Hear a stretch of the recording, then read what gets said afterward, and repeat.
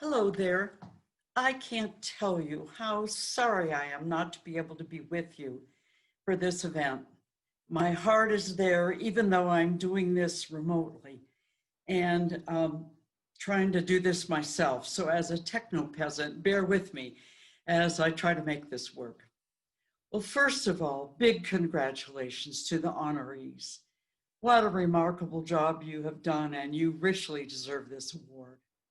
And also, big thanks to the Boulder Chamber Business Women's Leadership Group, who started this event 25 years ago. Just imagine, it was started in 1995. Think about it. What were you doing in 1995? Of course, the laundry. That never quits. But what else was on your plate? For me, in 1995, I was working in Central and Eastern Europe, working with recently elected officials in totalitarian countries like Bulgaria and Romania and Poland and Hungary, helping make the transition to democracy. And at first, I thought that would be about helping them learn about infrastructure and clean water and economic development, all very important things.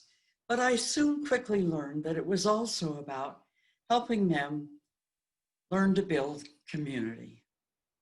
You know, when I returned from that first trip, I had a note from one of the officials in the group, badly written English, broken English, but it said, when I came to this seminar, I thought it would be how to learn how to make people do things. But instead, I have learned we must build community.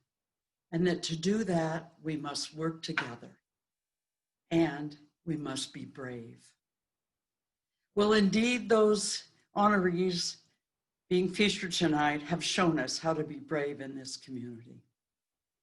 You know, this community, despite the pandemic, is materially rich in many ways.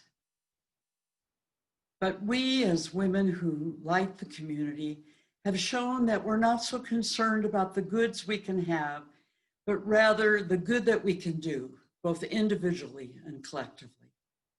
Women are very much at the forefront of this pandemic, and indeed, sadly, as people of color, are also dramatically impacted. But for women, they're often the frontline workers, many times without their own health care or even the protective gear they must have for such exposure. We have been shown that when women lead, certainly when they're the principal leaders in their own countries, like New Zealand and Germany and Denmark and Taiwan and Iceland and on, that they have a lowest incidence of COVID of any place in the world. We've shown as women that we can make good decisions. And decisions are going to be key for us in the weeks ahead. Very soon, as voters, we're going to be asked to make a decision. And we know that regardless of the party in which you are, women will be asked to be the main workers.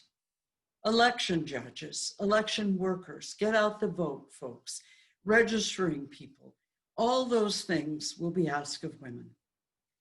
And we need to show that for those who ask for our vote, we want to make certain that we know how what they intend to do will impact us, our families, our community, and the greater world as a whole.